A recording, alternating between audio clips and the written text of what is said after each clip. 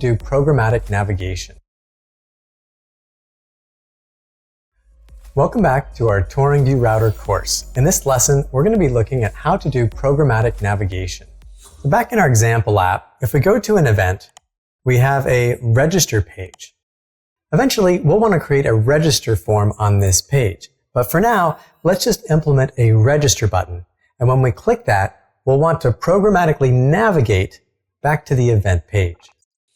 Here in our example app, we'll go into our Views event and open up the Register component.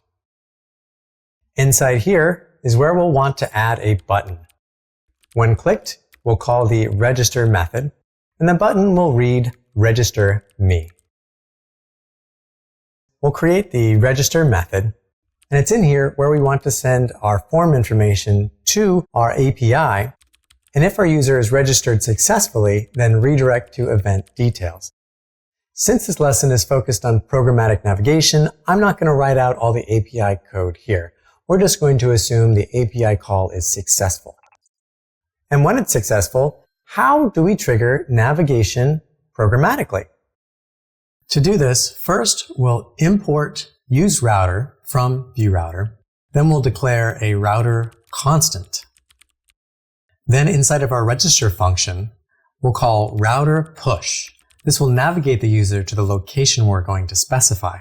We want the user to go to our event details route, and we'll send in the ID of our current event. This is the same object we'd use if we were declaring a router link.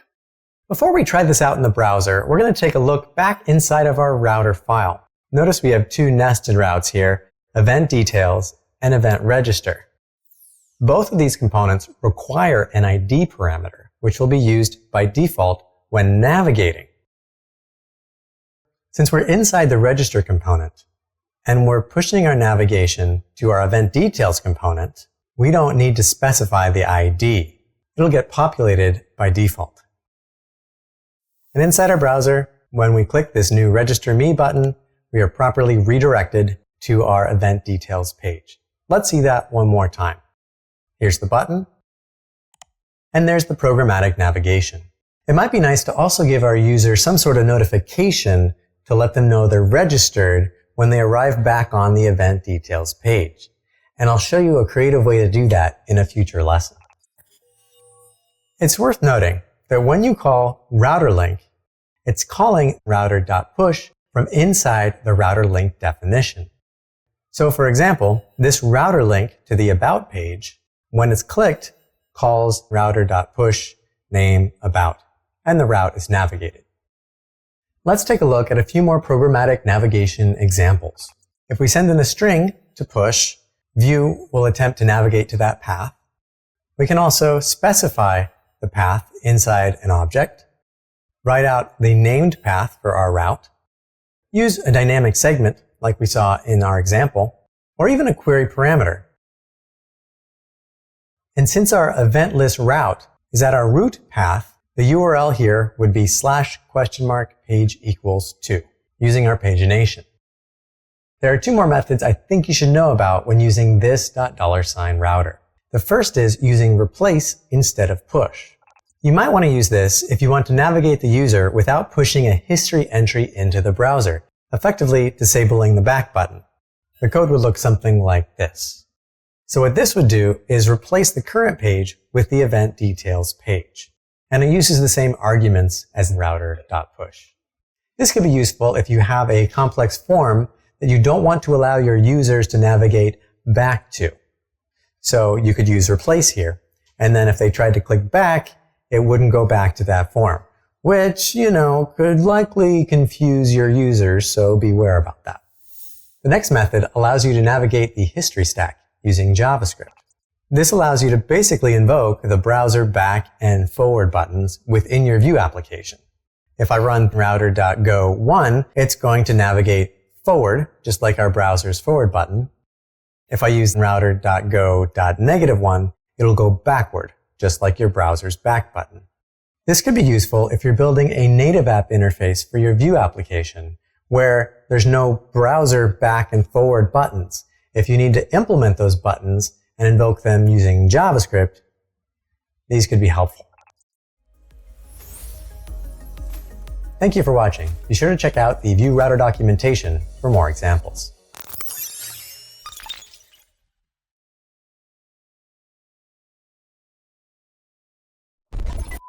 It'll go backward, just like your browser's back button. Baby got back.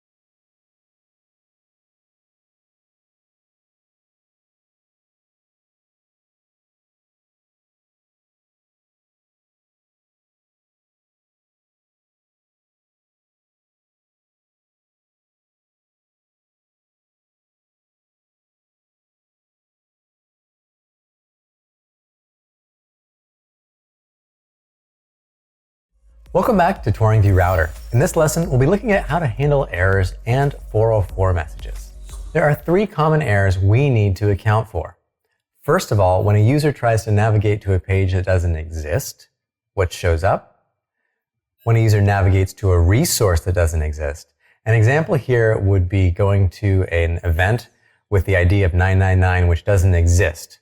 And when that gets returned from the API saying it doesn't exist, what do we show?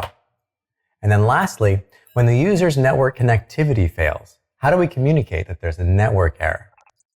If we jump back into our application and attempt to navigate to a path that doesn't exist, like /blah, we get this blank page, which isn't useful. So when this navigation happens to a path that doesn't exist, we need to load a not found component. Let me show you how to do that. Back inside our code, the first thing we'll do inside of our views directory is create a new component called notfound.view. I'll paste in some HTML here, which says, oops, the page you're looking for is not here, with a link to go back to the home page. Next, we need to go inside our router file. First, we'll import this not found component. And then at the bottom of our routes list, we'll add a new one with a path of /:catchall, and then that's .star. Basically what this is doing is matching all routes that don't match an existing route. When this is matched, we'll load up our not found component. Now when we go back into our browser and load up /blah, we get, oops, the page you're looking for is not here. Let's try another route.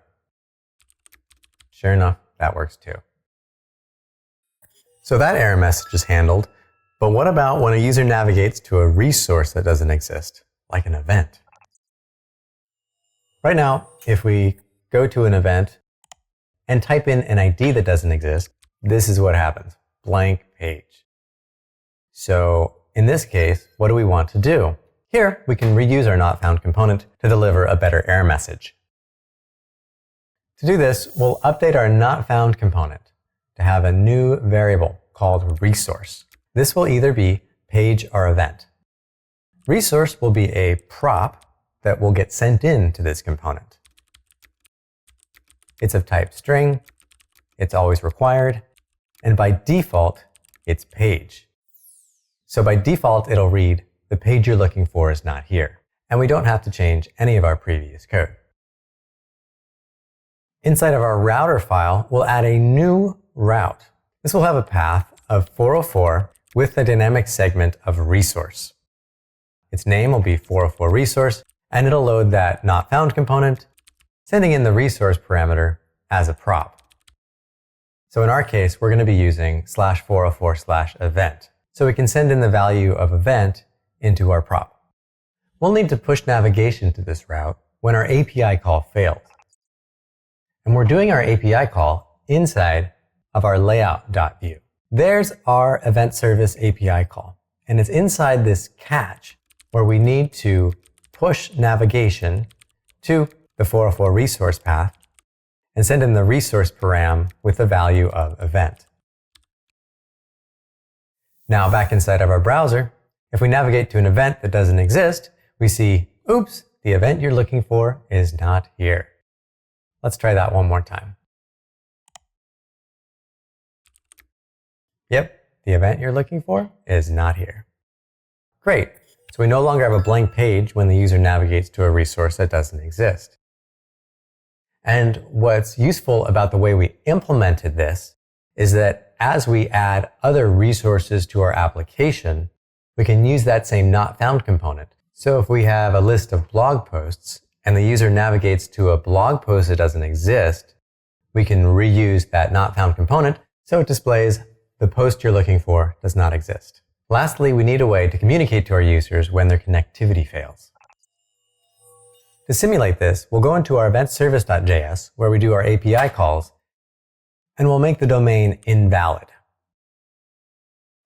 So now when we go to our server and try to load up an event, we get the event you're looking for is not here, which is not the error message we want to display when the network connectivity fails. Instead, we want to load a network error component. So first up, let's go ahead and create that new component. This is our networkerror.view. I'll go ahead and paste in some code here. If you're following along, you're welcome to paste this in as well from our lesson page. And as you can see, it says, uh-oh, looks like you're experiencing some network issues. Please take a breath and click here to try again. Notice here, we're using router.go, which we learned about in the previous lesson, which navigates to the previous route.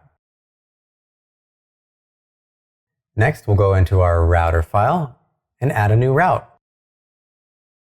This has path network error, and it loads up our network error component. Pretty simple, and we need to remember to import it.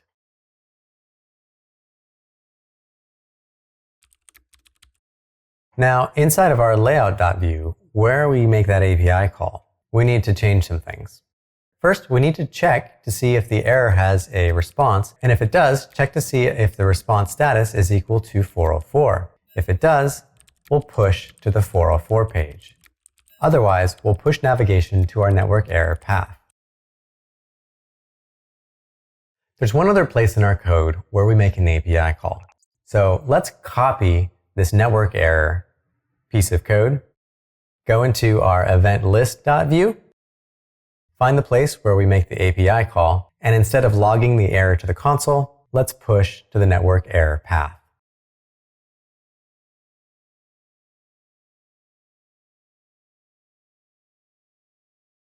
Now, when we go to an event and the network isn't working, we get, uh-oh, looks like you're experiencing some network issues. Please take a breath and click here to try again. Same thing when we navigate to our event list and the network isn't working. We can click here to try again, and it navigates to the previous route, but it's still not working. After fixing the network, we can navigate to a specific event, try to go to an event that doesn't exist, and it loads up the proper error message. The event you're looking for is not here. Both error messages are working. So now we've accounted for 3 common errors that we all need to deal with when building web applications. Accounting for errors isn't fun, but it's really important for creating a good user experience. Thanks for watching, and I'll see you in the next lesson.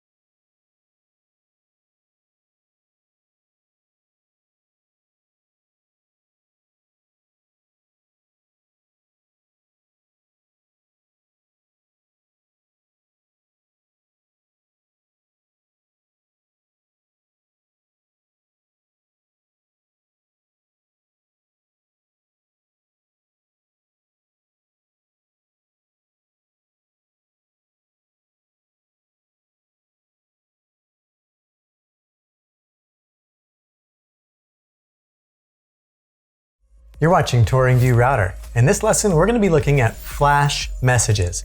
These are the little notifications that pop up on your browser that say you've been successfully logged in or successfully logged out. This isn't a feature of Vue-Router, but it is something you need to create with Vue-Router in mind, which is why I'm going to show you how to do it in this lesson. In the application we've been building, we have a problem. There's no message when we register for an event. If I click on Cat Adoption Day, go to Register, click Register Me, I don't get any notification that I've been registered. Here, we'll need to show a message. Let's take a look at the Register component. Inside it, you can see the Register method. Here, we're assuming that a successful API call has been done to register us for the event. We're then pushing navigation to the Event Details component. It's here that we need to set a success message, which will be displayed on the next component that's loaded.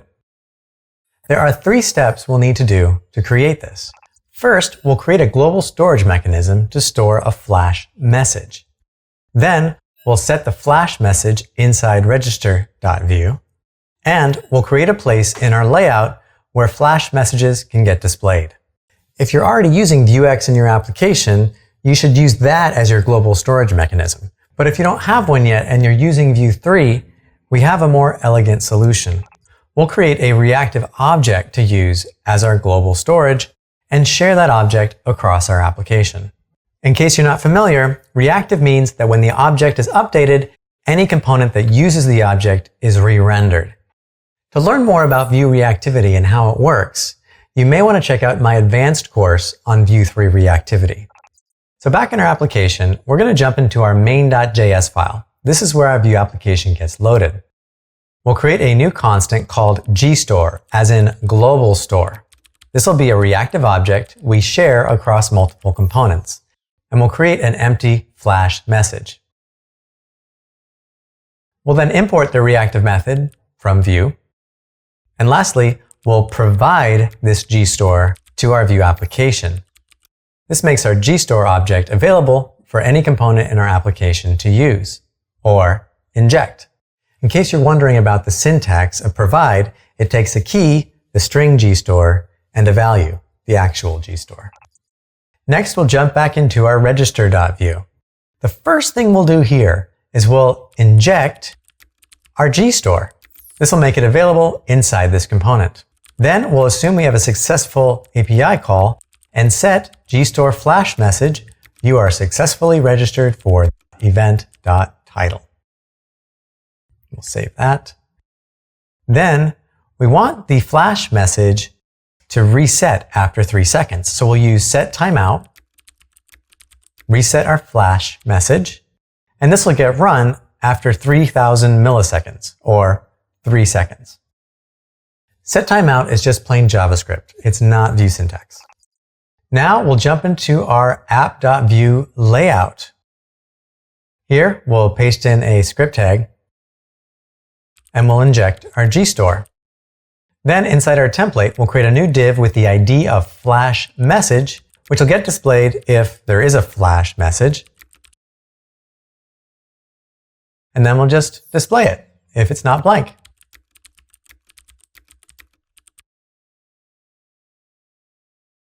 Lastly, I'm just going to paste in some CSS, and you can do the same if you want to copy and paste from our lesson text. All this does is make it so that when the div appears, it'll fade the background from yellow to transparent. Now, if we jump back into the browser, we'll click on an event, click Register Me, and it says you're successfully registered for community gardening, and that disappears after 3 seconds. Let's try that again. Highlights in yellow, and then after 3 seconds, disappears. Another way of displaying this is with a notification modal that pops up above the web page and then fades out after 3 seconds. We now have a flash message that we can set in many different places in our application. For example, when the user creates a new account, or they log in to say successfully logged in, or logged out to say successfully logged out. As you can see, this is something we'll want to reuse across our app.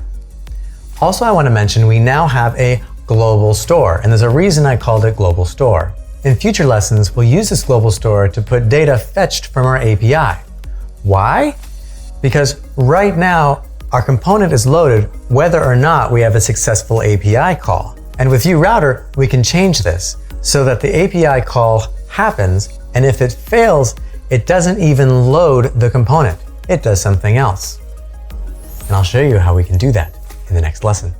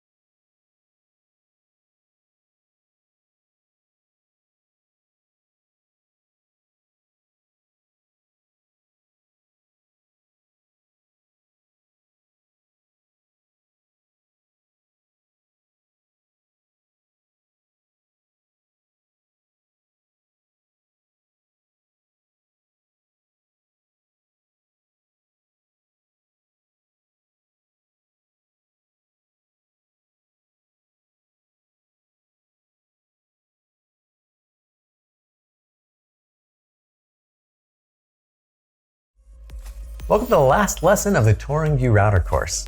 In this lesson, we're going to go over 3 important features of Vue-router. Specifically, route metafields, which allow us to include extra information with our routes, which we can read from the router or from a component. We'll look at lazy loading routes, which allow us to scale our application by splitting it into different JavaScript files. And then lastly, scroll behavior, to make our navigation more user-friendly. To start, let's think about how we might implement authorization using Vue-router. See, inside our routing file, we have a bunch of different routes. And what if we want to mark some of them as requiring authorization? With the tools you've learned in this course, I'm sure you can imagine how you might do this inside each component.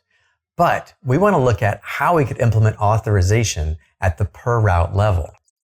A good way to implement this is using a route metafield. So inside of our router with a particular route, we might write meta require auth true. Meta is the key for our meta field, and the value is simply a JavaScript object with information about that route. It could be named anything and even have multiple properties. We can access this meta field from inside a component, but we can also access it from inside our router. In our case, we'll write some code inside before each, which gets run before each route is navigated to. This is where we start our progress bar. Inside here, we'll check to see if the meta for this route has require auth. And if it does, we'll check to see if not authorized is also true. Here, we're just using a constant for not authorized. But in a fully fleshed out application, it's likely this would be a function that checks to see if the user is authorized. Probably a function inside our authorization library. If both are true, we'll store a flash message that says, sorry, you are not authorized to view this page. And that set timeout is simply going to reset the flash message. If you're not familiar what the gstore and flash messages thing is, we covered that in lesson 8, flash messages. And finally, we'll cancel the navigation by returning false. Then if we jump into our browser, when we go into an event and try to edit it, it says, sorry, you are not authorized to view this page. Let's take another look at that. Nice. However, if we navigate directly to this unauthorized route, we'll see that the message pops up, but the page is blank. We want to tell Vue to redirect to the front page if someone navigates to an unauthorized route.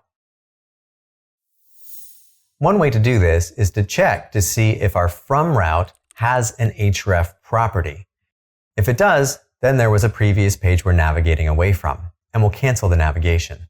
Otherwise, we'll return the path to the root route, which will redirect there. Now back in our browser, if we navigate directly to an unauthorized route, it shows us the flash message, and then it disappears. Let's look at that one more time.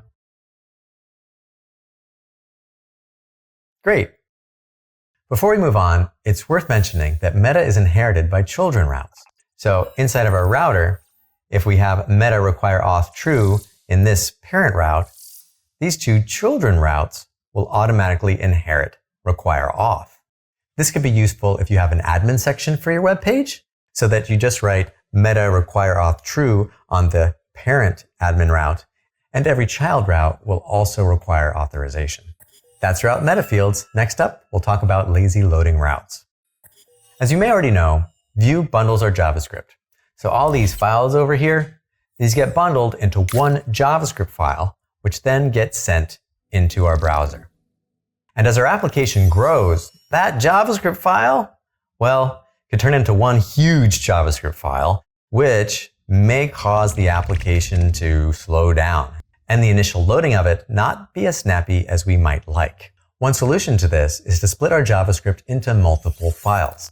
Let's think about YouTube, for example. If we were to split the YouTube JavaScript into multiple files, we might have one that contains a JavaScript just for watching videos, one for just creating videos, and one for the components that are just for marketing tools. Most of the traffic on YouTube is just going to be for watching videos, so that's the only JavaScript file that needs to get sent into the browser. When you generate a Vue application using the Vue CLI, the router already has one lazy loaded route that you might have noticed. It looks something like this. It says route level code splitting. This generates a separate chunk about.js for this route, which is lazy loaded when the route is visited. Basically, this anonymous function using the import statement tells Vue to not load this code until it's requested. And that Webpack chunk name comment tells Webpack to store this JavaScript in a file named about. We can see this in action even in our development server if we open up the Network tab on Chrome DevTools. When we refresh the page, we can see that it's loading app.js and chunk vendors. And then when we click on About, we can see it's loading about.js, the JavaScript needed to load that component. There's another common syntax you might see for lazy loading, and it looks something like this, where we have a constant called about, which has that same import, and then we use this constant inside of our route. This definitely makes our route look a little cleaner. Using this syntax, if we were building YouTube, and specifically a couple components for creating videos, our code might look like this, where we have an uploader component, an editor component, and a publisher component. Notice the Webpack chunk name for each of these we're calling creator. So when we go to deploy this, it'll compile all this JavaScript into a file called creator.js. Then when a user requests any of these components, it's going to send over this creator.js bundle. That's all I got for lazy loading routes. Now it's time to talk about scroll behavior. And to do that, we need to take a look at what Google does. When you scroll to the bottom of the page and click on To. Notice when we click the link, we are brought to the top of the page. This is the default browser behavior. No matter how far down a page you are, when you click a link, it brings you to the top of the next page. And that's not what our single page Vue application does by default. When we click on Next here, we're still at the bottom of the page, which might confuse our user. So we need to improve the user interface here. How do we force Vue to scroll to the top of the page when we navigate? Vue-router has a solution for this baked in. All we do here is when we declare our router, we specify scroll behavior return top 0. So now on navigation, Vue will always move the page to the top. Let's take a look at that in action. So if we scroll down to the bottom of the page, click Next. Now it brings us back to the top of the page whenever we navigate. Great, but there's another default behavior I need to call your attention to. When we navigate from the first page to the second page, and then we click back, Notice it brings us back to the same location on the page. This is just the default behavior we've come to expect from our browser. If we're browsing a big long blog article, for instance, and we're all the way at the bottom of the page, and we click a link to explore that link, and then we click back to the blog article, you would expect to arrive back at the bottom of that blog article where you click the link, right? So how do we do that with Vue? With this scroll behavior, it's always going to bring us back to the top of the page, even if we click back. So here, we're going to add if saved position, return saved position if it exists, otherwise return to the top of the page. With this code, now if we navigate to the next page, and then we click back, we're now brought to the bottom of the page, as we would expect. Wonderful. We've gotten through these 3 important features of Vue-router. Route metafields, which allow us to include extra information with our routes. Lazy loading routes, which allow us to scale our application by splitting into separate JavaScript bundles. And scroll behavior, to make our navigation more user-friendly. Now that you've reached the end of this course, if you want to learn more about Vue-router, I recommend you take a read through the documentation. It should be easy now that you have the basis of a lot of what's there. Thanks for watching.